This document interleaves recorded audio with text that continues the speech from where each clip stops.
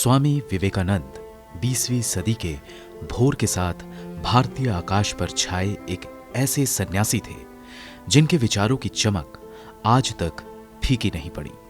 12 जनवरी 1863 को कलकत्ता में जन्मे स्वामी विवेकानंद के बचपन का नाम नरेंद्र दत्त था, जो आगे चलकर स्वामी रामकृष्ण परमहंस के शिष्य बने और 11 सितंबर 1893 में अमेरिका के शिकागो में हुए धर्म संसद में अपने भाषण से दुनिया का मन मोह लिया। यूं तो स्वामी विवेकानंद धर्म के क्षेत्र में सक्रिय थे, लेकिन सांसारिकता से विरक्ति के विरुद्ध थे। वे युवाओं को पूजा पाठ की जगह फुटबॉल खेलने की सलाह देते थे। आइए बताते हैं स्वामी विवेकानंद के कुछ विचार, जिन्हें सुनकर आप कह उठेंगे कि योद्धा सन्यासी थे स्वामी विवेकानंद। मैं उस ईश्वर का उपासक हूं जिसे अज्ञानी लोग मनुष्य कहते हैं। इस देश के 33 करोड़ भूखे, दरिद्र और कुपोषण के शिकार लोगों को देवी देवताओं की तरह मंदिरों में स्थापित किया जाए और मंदिरों से देवी देवताओं की मूर्तियों को हटा दिया जाए।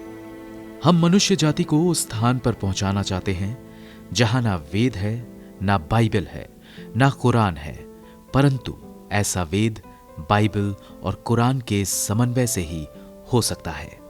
हमारी मातृभूमि के लिए हिंदू और मुसलमान, इन दोनों विशाल संप्रदायों का सामंजस्य एकमात्र आशा है, जो वेदांती बुद्धि और इस्लामी शरीर से ही संभव है। मानव समाज का शासन क्रमशः एक दूसरे के बाद 4 जातियों द्वारा हुआ करता है। ये जातियां हैं पुरोहित, योद्धा, व्यापारी और श्रमिक। सबसे अंत में श्रमिक या शूद्र का राज्य आएगा। प्रथम 3 तो अपने दिन भोग चुके हैं, अब चौथी अर्थात शूद्र जाति का समय आया है।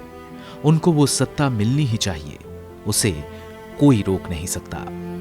धर्मांध लोग दुनिया में हिंसक उपद्रव मचाते हैं, बार बार खून की नदियां बहाते हैं, मानवीय सभ्यता को नष्ट करते हैं और देश को निराशा में भर देते हैं। धर्मांधता का ये भयानक दानव अगर नहीं होता तो मानव समाज आज जो है उससे कहीं अधिक उन्नत होता।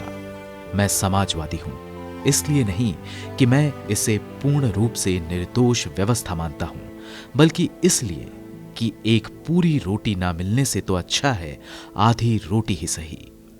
ब्यूरो रिपोर्ट, गो न्यूज।